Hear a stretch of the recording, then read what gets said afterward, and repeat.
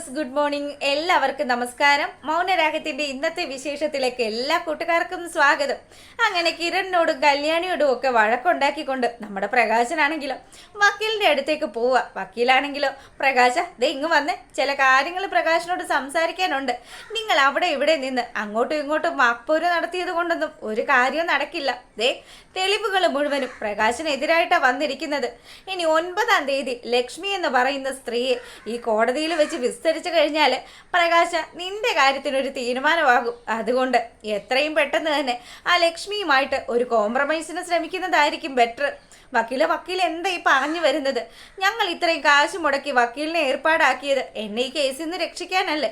എടോ പ്രകാശ, ഇതൊക്കെ ചെയ്തു വെച്ചിട്ട് ഈ കേസിൽ നിന്ന് രക്ഷിക്കണമെന്ന് പറഞ്ഞാൽ തെളിവാണ് കോടതിയിൽ മുഖ്യമായിട്ടുള്ളത്. ലക്ഷ്മിയും അതുപോലെ തന്നെ തൻ്റെ മുൻ ഭാര്യയായിരുന്ന ആ ദീപയും ഒക്കെ തനിക്കെതിരെ പറഞ്ഞിരിക്കുന്ന കാര്യങ്ങൾ താൻ കേട്ടില്ലേ? ഇതൊക്കെ ആലോചിച്ച് നോക്ക്. ഇനി അമ്മുമ്മയും അതുപോലെ തന്നെ കൊച്ചുമോനും കൂടി മകനെ ജയിലിൽ പോയി കാണേണ്ടുന്ന അവസ്ഥ വരാതെ ഇരിക്കണമെങ്കിൽ ഇപ്പം ഞാൻ പറയുന്ന കാര്യം കേൾക്ക്. ഇങ്ങനെ വക്കീലന്മാർ പല രീതിയിലും പല ഉപദേശങ്ങളും പല ക്ലയൻസിനും നൽകാറുണ്ട്. അതുകൊണ്ട് നിങ്ങളിത് മനസ്സിലാക്കിക്കൊണ്ട് എത്രയും പെട്ടെന്ന് ലക്ഷ്മിയുടെ കാല് പിടിച്ചിട്ടാണെങ്കിലും അവർ ഈ കേസിൽ നിന്നും പിന്മാറ്റണം. അല്ലാത്ത പക്ഷം ഉണ്ടല്ലോ, ഇനി 9-ാം തീയതി എന്ന് പറയുന്ന ഒരു ദിവസം ഉണ്ടെങ്കിൽ പ്രകാശ അവർ കോടതിയിൽ എത്തിക്കഴിഞ്ഞാൽ തൻ്റെ കാര്യം പോക്കാണെന്ന് വക്കീൽ തീർത്തും പറഞ്ഞു. ഇത് കേട്ട പാടെ നമ്മുടെ മൂങ്ങ മുത്തശ്ശി ഭയങ്കരമായിട്ട് ടെൻഷൻ അടിച്ചു. അല്ല വക്കീലെ, ഇതിപ്പോൾ ഇങ്ങനെയൊക്കെയാണ് കാര്യങ്ങളെങ്കിൽ അതും ഞങ്ങൾ അവിടെ കാല് പിടിക്കാൻ പോയാൽ അവൾ ഇതൊന്നും കേൾക്കില്ല വക്കീലെ. എന്തെങ്കിലും ഒരു ചെറിയ ട്രാപ്പ് അവൾക്കെതിരെ ഉണ്ടാക്കിയെങ്കിൽ മാത്രമേ ഇനി രക്ഷപ്പാടുള്ളൂ എന്നും പറഞ്ഞ് മൂങ്ങ ഇങ്ങനെ ആലോചിക്കുക. അങ്ങനെ അവർ 3 പേരും കൂടി ആ കാറിന് നമ്മുടെ കാർത്തികയുടെ മുറ്റത്ത് വന്ന് ഇറങ്ങുകയാണ്. കാർത്തികയാണെങ്കിലോ മുത്തശ്ശിയെ കണ്ടതും മുത്തശ്ശി എന്തായി മുത്തശ്ശി? ആ പെങ്കൊച്ച് അവിടെ തന്നെ നിൽക്കുകയാണല്ലോ പ്രകാശ. കാര്യങ്ങളൊക്കെ ആ കൊച്ചിനോട് പറഞ്ഞാൽ അതിന് വലിയ വിഷമമാവില്ലേ? അതിൻ്റെ അമ്മയുടെ ജീവിതം വെച്ചുള്ള കളിയല്ലേ? നമ്മളോടുള്ള സ്നേഹം കൊണ്ടല്ലേടാ ആ കുഞ്ഞ് ഇതൊക്കെ അറിഞ്ഞിട്ടും നമ്മുടെ കൂടെ നിൽക്കുന്നത്. അതെ അമ്മേ, എന്തായാലും കാർത്തികയോടെ ഒന്നും മറച്ചു വെക്കാൻ പറ്റില്ല എന്നും പറഞ്ഞ് പ്രകാശനും വിക്രമാദിത്യനും നമ്മുടെ മൂങ്ങാമുത്തശ്ശിയും കൂടി ആ വീട്ടിലേക്ക് കയറി വരികയാണ്. കാർത്തികയുടെ അടുത്ത് പറഞ്ഞു, മോളെ നമ്മൾ വിചാരിക്കുന്ന പോലെയൊന്നും അല്ലായിരുന്നു മോളെ കോടതിയിൽ സംഭവിച്ചത്. ആ ദീപ അവൾ ശക്തമായിട്ട് എനിക്കെതിരെ ആ കോടതിയിൽ മൊഴി നൽകിയിരിക്കുകയാണ്. അതും പോരാഞ്ഞ് ഇനി ഈ വരുന്ന 9-ാം തീയതി ദീപ പറഞ്ഞതിനെക്കാട്ടിലും ഇരട്ടിയായിട്ട് ഇനി ആ ലക്ഷ്മി എന്ന് പറയുന്നവളെ കൊണ്ട് ആ കിരണും കല്യാണിയും മൊഴി നൽകിക്കും. അതോടുകൂടി അച്ഛൻ്റെ കാര്യത്തിന് തീരുമാനമാകുമെന്ന വക്കീൽ പറഞ്ഞത്. എത്രയും പെട്ടെന്ന് ആ ലക്ഷ്മിയുമായിട്ടൊരു കോംപ്രമൈസിന് ശ്രമിക്കണമെന്ന് വക്കീലും പറഞ്ഞു. ഇനി എന്താ ചെയ്യേണ്ടതെന്നൊന്നും അച്ഛൻ ആലോചിച്ചിട്ടൊരു പിടിയും കിട്ടുന്നില്ല. അങ്ങനെ പ്രകാശൻ പറയുന്ന ഈ കാര്യങ്ങൾ മുഴുവൻ കേട്ട് കഴിയുമ്പോൾ നമ്മുടെ കാർത്തികയാണെങ്കിലും അച്ഛ അങ്ങനെയാണെങ്കിൽ അവരുമായിട്ട് ഒരു കോംപ്രമൈസിന് ശ്രമിക്കുന്നതായിരിക്കും ബെറ്റർ. അവരെങ്ങാനും വന്ന് കോടതിയിൽ മൊഴി കൊടുത്തു കഴിഞ്ഞാൽ പിന്നെ അതോടുകൂടി അച്ഛൻ്റെ കാര്യത്തിനൊരു തീരുമാനമാകും. അതിലേറ്റവും അധികം വിഷമിക്കുന്നത് എൻ്റെ അമ്മയായിരിക്കും. അതുകൊണ്ട് അച്ഛൻ എങ്ങനെയെങ്കിലും കരഞ്ഞ് കാല് പിടിച്ചിട്ടാണെങ്കിലും ലക്ഷ്മിയുമായിട്ട് ഒരു കോംപ്രമൈസിന് ശ്രമിക്കുമെന്ന് കാർത്തിക പറയുക. എന്തായാലും നോക്കണം മോളെ, ഈ 9-ാം തീയതിയിൽ അവൾ കോടതിയിൽ എത്താതിരുന്നാലും ഇതിനൊരു പരിഹാരം ആകില്ലേ? അങ്ങനെ നമ്മുടെ ലക്ഷ്മിക്കെതിരെ ഒരു കൊട്ടേഷന്റെ കാര്യങ്ങൾ പ്രകാശൻ സംസാരിക്കുക. സ്വന്തം അമ്മയെ കൊല്ലാനുള്ള ചില കാര്യങ്ങൾ പ്ലാൻ ചെയ്യുന്ന പ്രകാശനെ നോക്കി പല്ലിറുമുമാണ് നമ്മുടെ കാർത്തിക. ഈ സമയം നമ്മുടെ മൂങ്ങാമുത്തശ്ശിയാണെങ്കിലും മോളെ അവളെ ആ ലക്ഷ്മി എന്ന് പറയുന്നവള് അവള് പഴയ ആളേ അല്ല, അവൾ മൊത്തത്തിൽ മാറിപ്പോയി മോളെ. അവളെ നീ ഒന്ന് കാണണം. 6-6.5 പൊക്കം വരും. അതുമാത്രമല്ല ആണുങ്ങളെപ്പോലെ ഒത്ത ശരീരമാണ് അവളുടേത്. അവളുണ്ടല്ലോ എവിടെയൊക്കെയോ നടന്ന് കുറച്ച് കാശ് സമ്പാദിച്ചിട്ടുണ്ട് മോളെ. അവളുടെ മോളുടെ കാര്യം എങ്ങനെയായിരിക്കും മുത്തശ്ശി? അവളുടെ മോളെ മുത്തശ്ശി കണ്ടോന്ന് കാർത്തിക ചോദിക്കുക. അവളുടെ മോളും ഇവളെപ്പോലെ തന്നെയുള്ള ഒരുത്തിയായിരിക്കുമെന്നേ. ഇവളുടെ അതേ സ്വഭാവമുള്ള ഒരുത്തിയായിരിക്കും. മോൾക്കറിയാവോ, ഞങ്ങൾ ആ തമിഴ്നാട്ടിൽ താമസിച്ചിരുന്ന സമയത്തുണ്ടല്ലോ ഇവള് എൻ്റെയും എൻ്റെ മോൻ്റെയും മുഖത്തടിച്ചിട്ടുണ്ട് മോളെ. അങ്ങനെയാണ് ഞങ്ങൾ അവളെ പേടിച്ച് അവിടുന്ന് ഇട്ടെറിഞ്ഞു പോകുന്നതാ. അതൊക്കെ ശരി തന്നെയാണെന്നും പറഞ്ഞ് നമ്മുടെ കാർത്തിക തല കുലുക്കുന്നതിനിടയ്ക്ക് അല്ല മുത്തശ്ശി, ഒരുപക്ഷെ അവർക്ക് ജനിച്ച ആ ഒരു മോളുണ്ടല്ലോ അതൊരു പക്ഷേ ഈ അച്ഛൻ്റെ സ്വഭാവമാണെങ്കിലോ? അങ്ങനെയാണെങ്കിൽ നല്ല സ്വഭാവമല്ലേ? ഓ, അതിനൊന്നും സാധ്യതയില്ല മോളെ. എന്തായാലും നല്ല ക്ഷീണം, മുത്തശ്ശി പോയി ഇച്ചിരി വെള്ളം കുടിച്ചിട്ട് വരാമെന്നും പറഞ്ഞ് മൂങ്ങ അകത്തോട്ട് പോവുക. ഈ സമയത്താണെങ്കിൽ നമ്മുടെ കാർത്തിക പല കാര്യങ്ങളും മനസ്സിൽ പ്ലാൻ ചെയ്തുകൊണ്ടിരിക്കുകയാണ്. അങ്ങനെ ഇവിടെ ഈ കാര്യങ്ങളൊക്കെ നടക്കുമ്പോൾ നമ്മളെ കാണിക്കുന്നത് രൂപയുടെ അടുത്ത് എത്തിയിരിക്കുന്ന രാഹുലിനെയാണ്. രാഹുലാണെങ്കിലോ, അല്ലടി രൂപേ, നീ കാര്യങ്ങളൊക്കെ ഇപ്പം ശരിയാക്കി തരാമെന്നൊക്കെ പറഞ്ഞിട്ട് എന്നെ പറ്റിക്കുകയാണോ? സേനനെ തീർത്ത് തരാമെന്നും പറഞ്ഞ് നീ സേനൻ്റെ കൂടെ താമസം തുടങ്ങിയിട്ട് ഇപ്പം കുറേ നാളായല്ലോ. അയാളെ എപ്പോഴാണ് വെള്ളം പൊതുപ്പിക്കുന്നതെന്ന് ആലോചിച്ച് ഞാൻ ഇങ്ങനെ ഇരിക്കാൻ തുടങ്ങിയിട്ട് കാലങ്ങൾ കുറേയായി. എന്തെങ്കിലും ഈ കാര്യത്തിൽ നടപ്പാകുമോ എന്ന് ചോദിക്കുക. എൻ്റെ ഏട്ടാ, ഒരാളെ കൊല്ലാനുള്ള മനസ്സൊന്നും എനിക്കില്ല. ഏട്ടൻ പറയുന്നുണ്ടല്ലോ സരയുടെ കുഞ്ഞിനെ കൊല്ലുന്ന കാര്യവും അതുപോലെ കിരണിനെയും കല്യാണിയും തമ്മിൽ തെറ്റിക്കുന്ന കാര്യമൊക്കെ. കല്ലുമോനെ പോലും കൊല്ലുന്ന കാര്യം ഏട്ടൻ പറഞ്ഞില്ലേ? എന്നെ കൊണ്ട് ഈ കാര്യങ്ങളൊന്നും സാധിക്കുന്നതല്ല. എടി, എന്നിട്ടാണോ നീ സേനനെ തീർത്തു തരാമെന്ന് പറഞ്ഞത്? ഏട്ടാ, ആ ഒരു കാര്യം മാത്രം, അത് മാത്രം ഞാൻ ചെയ്തു തരാം. അതും ഏട്ടൻ പറഞ്ഞത് കൊണ്ട് മാത്രം. ഇപ്പം ഞാൻ അയാളെ സ്നേഹിച്ച് കൊന്നോണ്ടിരിക്കുകയാണ്. ഇനി ഇതിനൊക്കെ കൂടി ഒരു പരിഹാരമായിട്ട് ഒരു ദിവസം ഞാൻ അവൻ്റെ ജീവൻ എടുക്കുമെന്നും പറഞ്ഞ് നമ്മുടെ രൂപ ഇങ്ങനെ സേനനെ കൊല്ലുന്ന കാര്യത്തെക്കുറിച്ച് രാഹുലിൻ്റെ അടുത്ത് സംസാരിച്ചുകൊണ്ടിരിക്കുക. രാഹുലാണെങ്കിലോ എത്രയും പെട്ടെന്ന് ആ കിരണിനെയും കല്യാണിയും തമ്മിൽ തെറ്റിച്ചിട്ട് അതിന് പകരം എൻ്റെ മകൾ സരയുവിനെ കിരണിൻ്റെ ജീവിതത്തിലേക്ക് കൊണ്ടുവരണം. എന്നാൽ മാത്രമേ നമ്മൾ ആഗ്രഹിച്ചതുപോലെ നമ്മുടെ മക്കൾ ഒന്നാകുള്ളൂ രൂപയെന്ന് പറഞ്ഞു. ഇത് കേൾക്കുന്ന പാടൻ രൂപയാണെങ്കിലോ, എൻ്റെ ഏട്ടനൊരു കാര്യം ചെയ്യും, സരയുവിന് മറ്റൊരാളെ കണ്ടുപിടിക്കുന്നതായിരിക്കും നല്ലത്. ഇനിയിപ്പോൾ കിരണിനെയും കല്യാണിയും തമ്മിൽ തെറ്റിച്ചെന്ന് വിചാരിച്ചോ, എന്നാലും കിരണിനെ കല്യാണി ഇല്ലാണ്ട് പറ്റില്ല ഏട്ടാ. അവരുടെ സ്നേഹമൊക്കെ ഞാനിപ്പോൾ കണ്ട് മനസ്സിലാക്കിയതാണെന്നും രൂപ പറഞ്ഞു.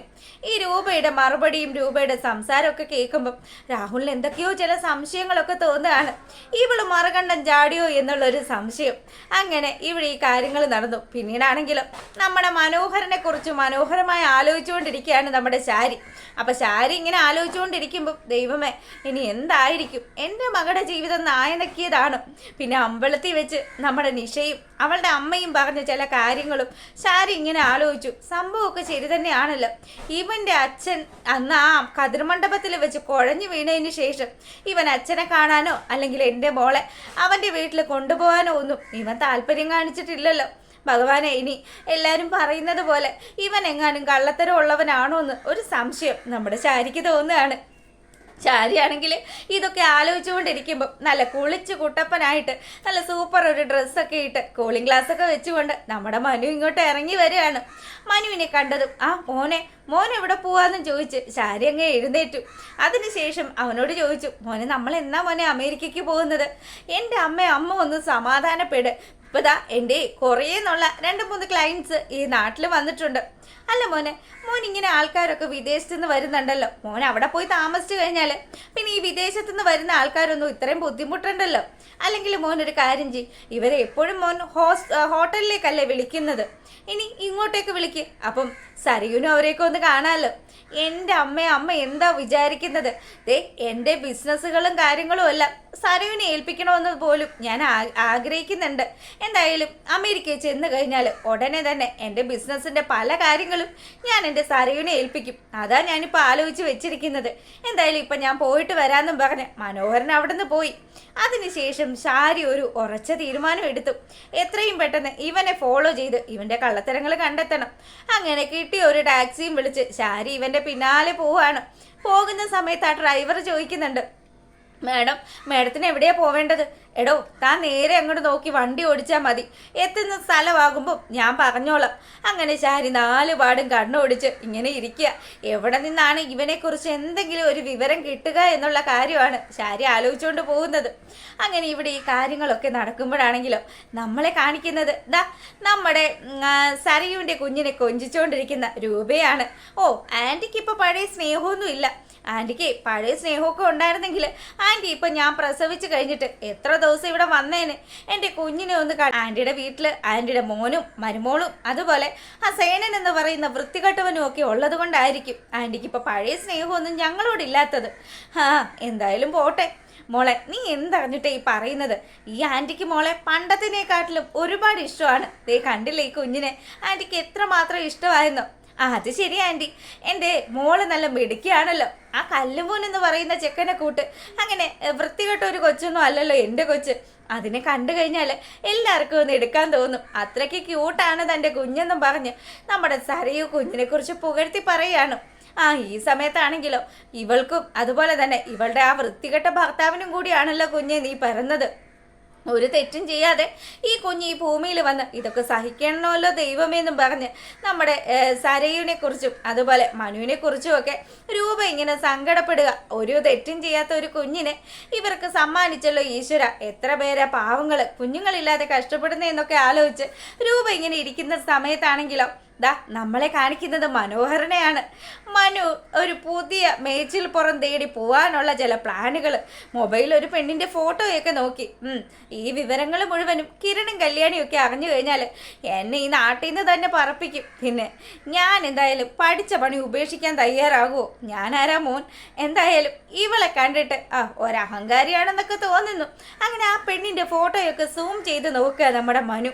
അതിനുശേഷമാണെങ്കിലോ എത്രയും പെട്ടെന്ന് തന്നെ ഇവളെ വിവാഹം കഴിക്കണം. അവൾക്കൊരു കുഞ്ഞിനെ കൂടി സമ്മാനിച്ചു കഴിഞ്ഞാൽ ഞാൻ അവളുടെ പണ്ടവും പണവും ഒക്കെ എടുത്ത് മുങ്ങും. ഇവിടെ മാത്രമാണ് ഞാനിങ്ങനെ പെട്ടുപോയതെന്ന് പറഞ്ഞ് ആലോചിച്ചിരിക്കുക. അങ്ങനെ ഇവരാലോചിച്ചും കാര്യങ്ങളും ഒക്കെ നടത്തിക്കൊണ്ടിരിക്കുമ്പോൾ ശാരി അന്വേഷണമൊക്കെ കഴിഞ്ഞ് മടങ്ങി വരികയാണ്. ശാരിയെ കണ്ടപാടെ തന്നെ ആൻറ്റി ഇല്ലേ കണ്ടില്ലേ, എൻ്റെ അച്ഛനെ പോലെ തന്നെ അമ്മയുടെ സമനിലയും തെറ്റിയെന്നാണ് തോന്നുന്നത്. എന്തൊക്കെയാ മോളെ നീ പറയുന്നത്? ഏട്ടത്തി എവിടെ പോയതായിരുന്നു? ഏട്ടത്തി ആരോടും ഒന്നും പറയാതെ പോയത് എങ്ങോട്ടാണെന്ന് രൂപ ചോദിക്കുക. അതോ ഒന്നുമില്ല രൂപ, മനസ്സിനൊരു സമാധാനം ഇല്ല. ഞാനൊന്ന് ക്ഷേത്രം വരെ പോയതാണെന്നും പറഞ്ഞ് നീ ഇവിടെ ഇരിക്കുക കേട്ടോ, ഞാൻ പോയി ഡ്രസ്സ് ചേഞ്ച് ചെയ്തിട്ട് വരാമെന്നും പറഞ്ഞ് ശാരി റൂമിലേക്ക് പോകുന്ന സമയം ആൻറ്റി എൻ്റെ മനുവേട്ടൻ്റെ ഒപ്പം തന്നെ അമ്മ അമേരിക്കയിലേക്ക് വരാൻ തയ്യാറാകുക. അമ്മയ്ക്ക് ഈ സമയത്ത്, അതും അച്ഛന് വയ്യാണ്ടിരിക്കുന്ന ഈ സമയത്ത് അച്ഛനെയും പരിചരിച്ച് ഇവിടെ എങ്ങാനും ഇരുന്നാൽ പോരെ? അമ്മ അതൊന്നും അല്ല ചെയ്യുന്നത്. അമ്മ അമേരിക്കയിലേക്ക് വന്ന് അവിടെ വന്ന് സുഖമായിട്ട് ജീവിക്കണമെന്ന് ആഗ്രഹിക്കുക. എന്ത് ചെയ്യാനാ? അത് ശരി തന്നെയാ മോളെന്നും പറഞ്ഞ് നമ്മുടെ രൂപയാണെങ്കിലോ സരയുവിനെ സപ്പോർട്ട് ചെയ്ത് സംസാരിക്കുന്നതൊക്കെ കാണിച്ചുകൊണ്ടാണ് ഇന്നത്തെ വിശേഷം അവസാനിക്കുന്നത്. എന്തായാലും ഇനി അടുത്ത ദിവസം എന്തൊക്കെ സംഭവിക്കുമെന്നുള്ളത് കണ്ടു തന്നെ അറിയണം. അന്വേഷണങ്ങളൊക്കെ ആയിട്ട് പുറപ്പെട്ടിരിക്കുന്ന ശാരി എന്തെങ്കിലുമൊക്കെ മനസ്സിലാക്കിയിട്ടുണ്ടോ എന്നുള്ളത് വൈകുന്നേരത്തെ പ്രമോ വിശേഷത്തിലൂടെ മനസ്സിലാക്കാവുന്നതാണ്. അപ്പോൾ ഇഷ്ടമായിട്ടുണ്ടെങ്കിൽ ഒന്ന് ലൈക്ക് ചെയ്തേക്കണം. എല്ലാവർക്കും നല്ലൊരു ദിവസമൊക്കെ ആശംസിച്ചുകൊണ്ട് വീഡിയോ വൈൻഡപ്പ് ചെയ്യാണ്. അപ്പോൾ ഓക്കെ, താങ്ക്